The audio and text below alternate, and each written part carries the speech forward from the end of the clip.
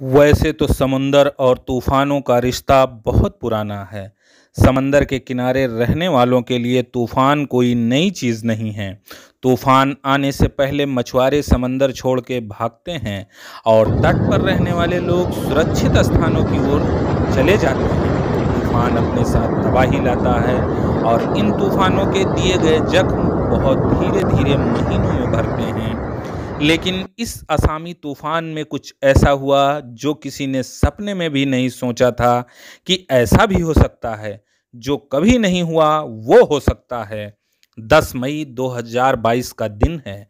आंध्र प्रदेश के कालाकुलम जिले के सुनानपल्ली हार्बर के समुद्री तटों पर समंदर की भयानक लहरें उठ रही हैं। समुद्र गर्जन कर रहा है। लहरों के पहाड़ बनते हैं और धराशायी हो जाते हैं। हमेशा समंदर से आंख मिचौली करने वाले मछुआरे समुद्र का यह रौद्र रूप दूर से ही देख रहे थे।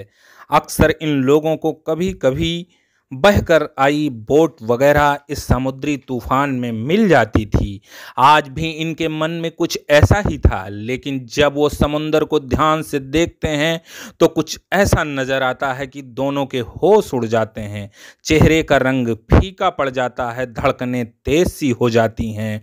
तब तक समंदर में एक तेज लहर उठती है और उसी लहरों से प्रकट होता है भारी भरकम सोने का रथ, जिसे देखकर दोनों मछुआरे भौचक्के के रह जाते हैं।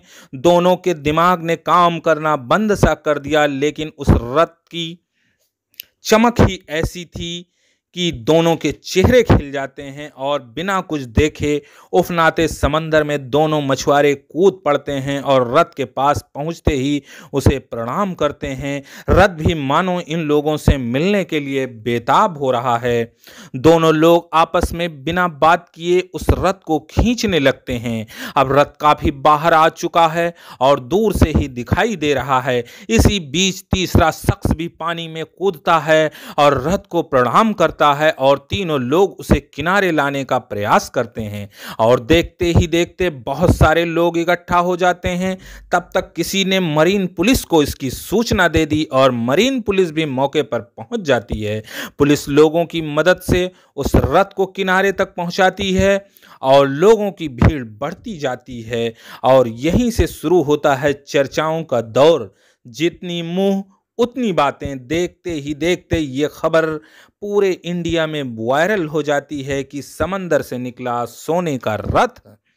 हालांकि मरीन पुलिस की पहली प्रतिक्रिया ये रही कि ये रथ पे लिखे हुए शब्दों से ऐसा लगता है कि यह म्यांमार से बहकर आया है, क्योंकि इसकी बनावट बौद्ध मंदिरों की तरह है। हालांकि कुछ लोगों का कहना है कि रथ म्यांमार, श्रीलंका या थाईलैंड या मंगोलियाई प्रभाव वाले किसी दक्षिण पूर्व एशियाई देश का हो सकता है। स्थानीय लोगों में कुछ का मानना है कि जिस तरीके से रथ तूफान में तैर रहा है, हो सकता है कि कोई बौद्ध मोंग समुद्र में बैठकर इस पर तपस्या कर रहा हो और तूफान में यह बह आया हो। हालांकि ऐसी भी अटकलें लगाई जाती हैं कि किसी फिल्म की शूटिंग के लिए इसे यहीं इस्तेमाल किया गया हो और ये तूफान में बहकर आया हो। सुरक्षा एजेंसियां इसे एक चुनौती के रूप में देख रही हैं कि यह कोई हथियार या जासूसी का यंत्र तो नहीं है, क्योंकि बंबई हमलों के बाद समंदर में होने वाली हर हलचल पे नज़र रखना हमारे सुरक्षा बलों का परम कर्तव्य है।